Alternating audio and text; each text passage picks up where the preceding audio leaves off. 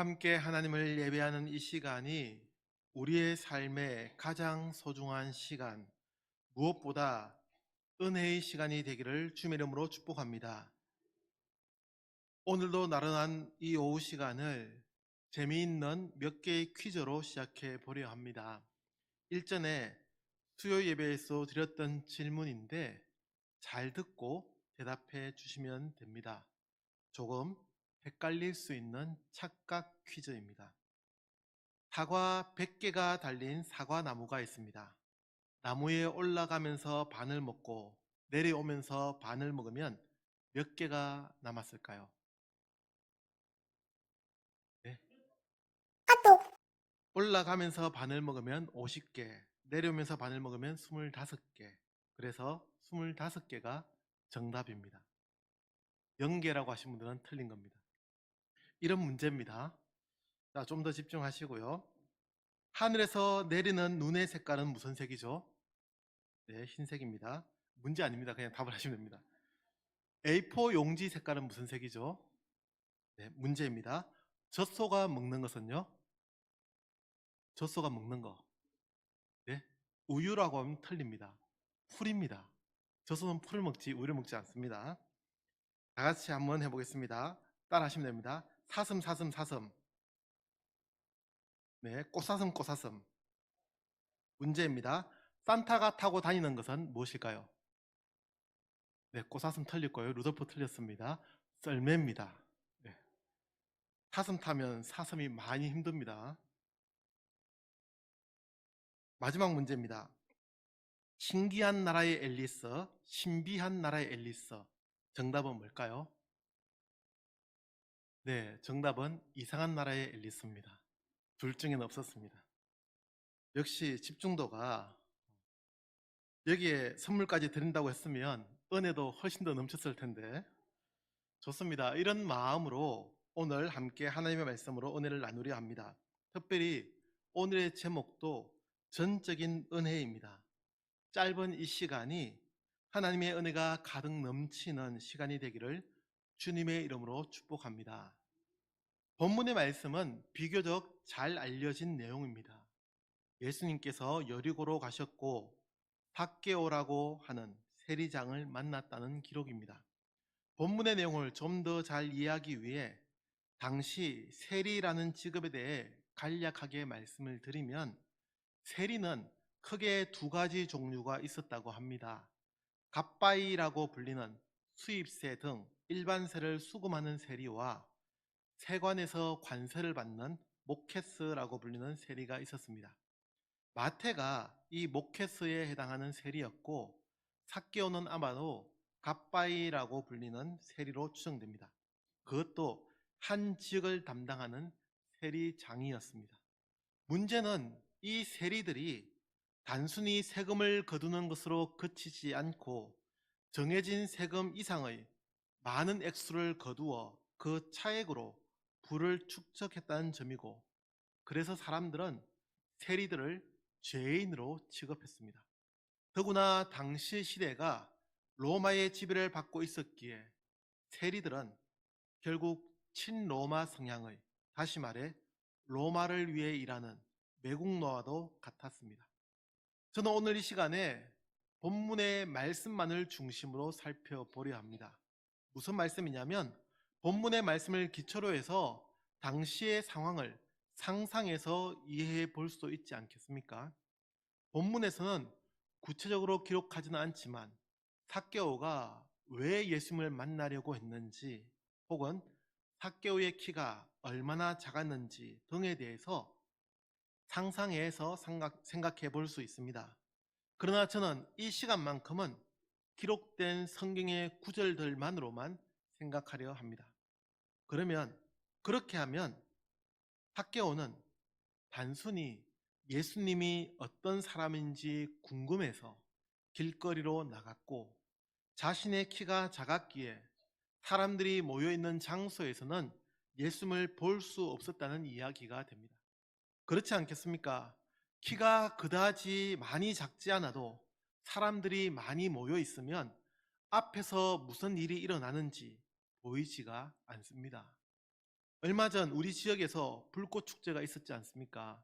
저는 도저히 엄두가 나지 않아서 토요일에는 가보지 않았고 금요일에 나가봤는데 그날에도 사람들이 얼마나 많은지 사람들에 가려서 무대에서 무엇을 하는지 잘 보이지 않았습니다.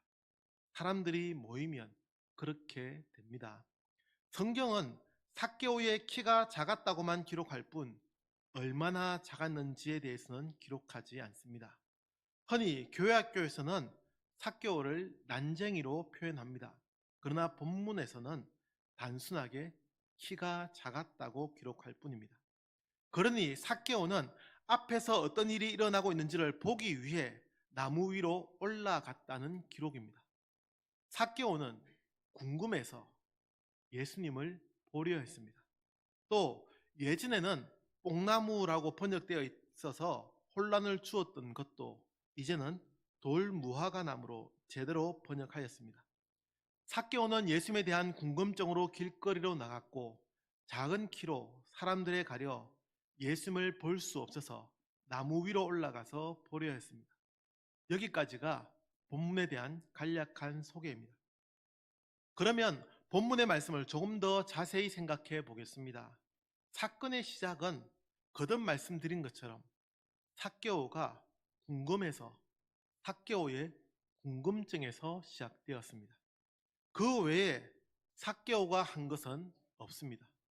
구태여 그의 모습에서 의미 있는 것을 찾아본다면 돌무화과 나무 위로 올라갔다는 것이 되겠지만 이 역시도 삭개오가 예수님에 대해 어떤 마음을 가지고 있었는지 혹은 그가 믿음을 가지고 예수님을 만나려 했는지 성경에서는 우리에게 알려주지 않습니다.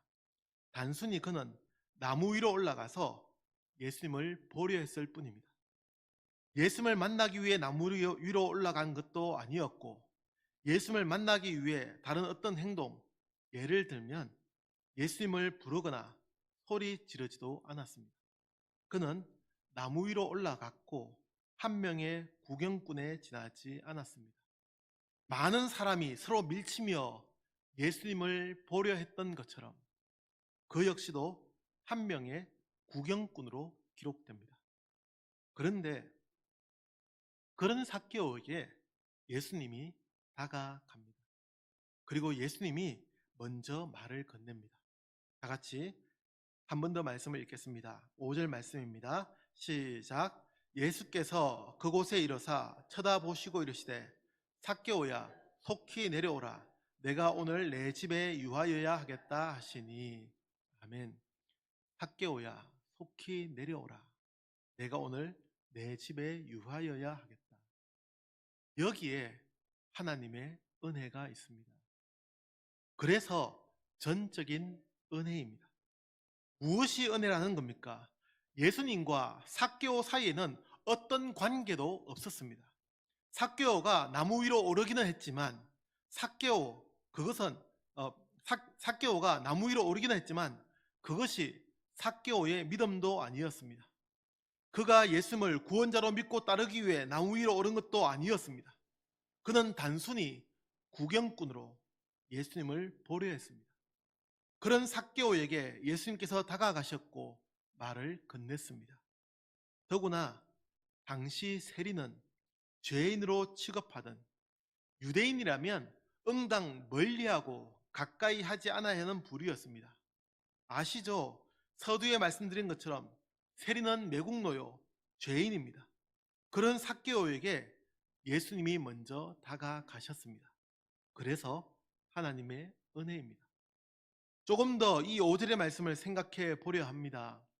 내가 오늘 내 집에 유하여야 하겠다는 예수님의 이 말씀에서 유하겠다는 단어는 원어 성경에서 헬라어로 메이나이라고 되어 있는데 반드시 머물다라는 뜻입니다. 그래서 NIV 영어 성경에서 I must stay라고 번역합니다. 다시 말해 반드시 삭개오의 집에 머물러야 하겠다는 예수님의 분명한 의지가 들어가 있는 단어입니다. 예수님은 일방적으로 삭개오에게 다가가셨고 말씀하셨습니다. 그리고 그 말씀은 죄인으로 손가락질 받던 그 삭개오의 집에서 오늘 이 저녁 반드시 이 하루를 머물겠다는 의지를 담고 있었습니다.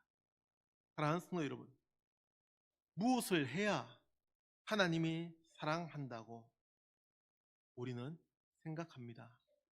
그래서 우리가 실수하거나 또 아무것도 하지 않으면 벌을 받거나 벌임을 받게 된다는 두려움을 가지고 살아갑니다.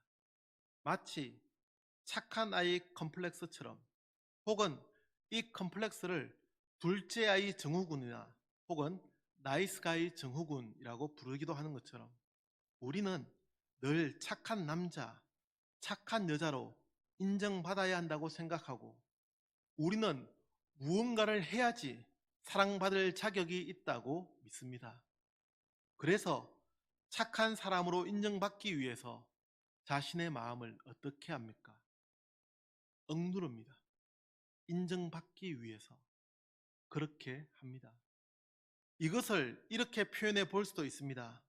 하나님께 복을 받기 위해서, 하나님의 은혜를 누리기 위해서 무언가를 하려고 합니다. 아니요. 아닙니다.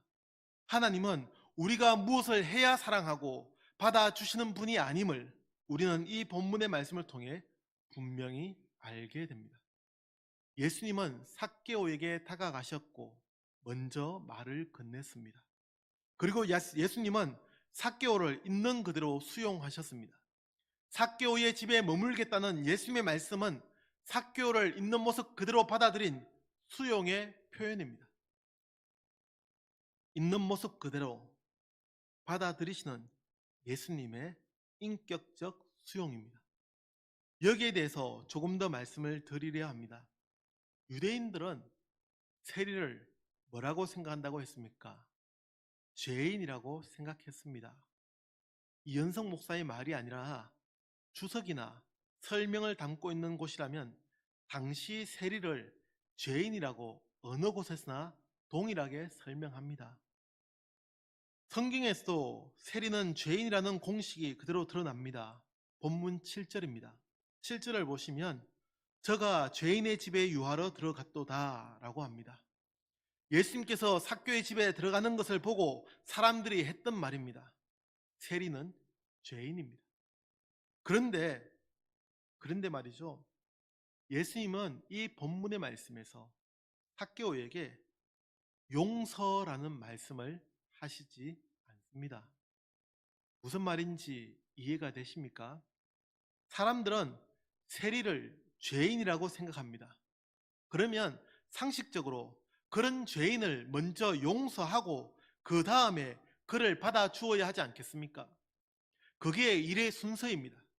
죄인과 함께 할 수 없으니 죄의 용서를 먼저 선포하고 이제 깨끗하게 되었. 그러나 예수님은 그렇게 하지 않으셨습니다. 저는 이 점에서 하나님의 은혜를 또다시 묵상하게 됩니다. 전적인 하나님의 은혜입니다.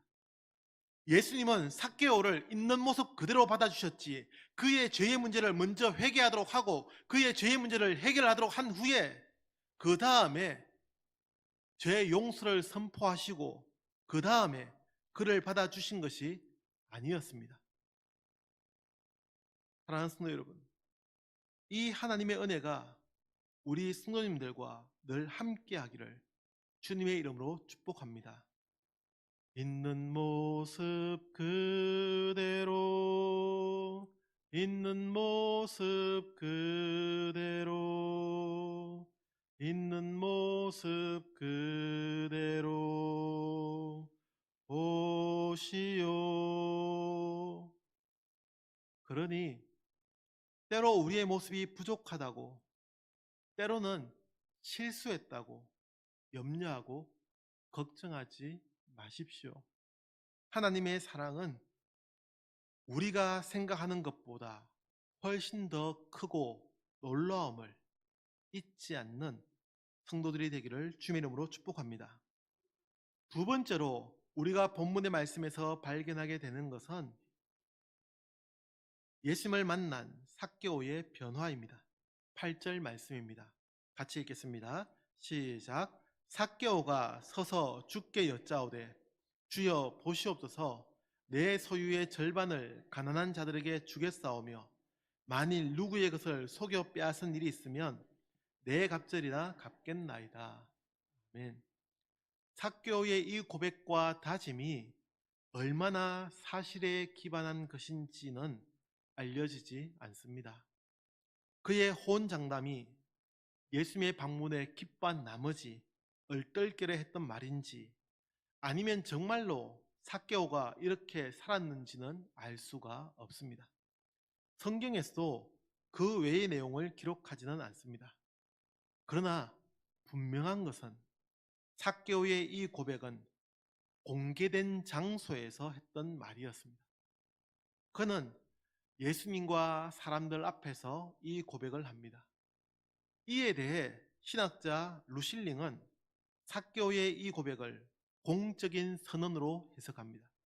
삭개오는 일회적인 결단이 아니라 자신의 과거 삶과는 다르게 살겠다는, 다시 말해 과거의 삶과는 다른 삶의 방식과 방향으로 살아가겠다는 것을, 그것도 많은 사람들 앞에서 선언했다는 해석입니다. 그리고 루실링은 삭개오가 이 고백에 자기 삶에 대한 회개를 담고 있다고 보았습니다. 저 역시도 루실링의 해석이 옳다고 생각합니다. 삭개오는 공적으로 자신의 과거 삶이 잘못되었음을, 그리고 앞으로의 삶을 새롭게 바꾸겠다고 다짐했습니다. 이 삭개오의 고백이 중요한 이유는 그의 삶이 새로운 국면으로 전환되는 출발점이기 때문입니다. 예수님의 용서와 인격적인 수용은 깨어진 관계의 회복으로 이어집니다. 삭개오는 새로운 교제의 관계로 들어갔고 예수님과의 사이에는 새로운 질서가 이루어집니다.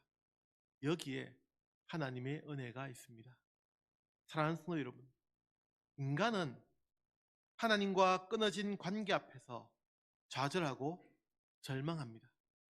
때로는 이 깨어진 관계를 회복하기 위해 다양한 시도를 하기도 하죠. 전도지 중에 사형리라고 있지 않습니까? 사형리가 아니어도 대부분의 전도지는 이 내용을 꼭 포함하고 있습니다. 인간은 하나님과 깨어진 관계를 회복하기 위해 때로는 선행으로, 때로는 다양한 종교로, 때로는 도덕적인 삶과 철학 혹은 부를 통해 이 관계를 회복하려 애씁니다. 그러나 그 모든 시도는 결코 성공하지 못했습니다. 이 관계를 회복할 수 있는 유일한 길은 바로 예수 그리스도, 예수밖에는 없습니다. 다시 삭개오의 이야기로 돌아가서 삭개오의 이 공적인 선언 이후에 예수님의 말씀이 또다시 기록됩니다. 함께 읽은 본문의 말씀, 즉 삭개오에 대한 기록에서 예수님의 말씀은 총 2번이 기록되고 있는데, 하나는 5절에서 기록되고 또 다른 하나는 9절과 10절의 말씀입니다. 그 중에 9절을 보시면 오늘 구원이 이 집에 이르렀으니 라고 합니다. 예수님의 용서와 회복의 은혜입니다. 삭개오는 죄인의 삶을 살았습니다. 당시 모든 세리가 유대 사회로부터 비난받고 정죄당하며 살아야 했던 것처럼 삭개오의 삶 역시도 그런 삶을 살아야 했습니다. 그 지역에서 사람들과 함께 할 수 없는 외톨이로 살아야 하는 그런 죄인의 삶이 예수님을 만나면서 극적인 변화를 겪게 됩니다. 삭개오는 자신의 삶을 돌아보았고 새로운 모습과 삶의 방향으로 살아가겠노라고 다짐합니다. 그리고 예수님은 그런 삭개오에게 구원의 은혜를 선포합니다.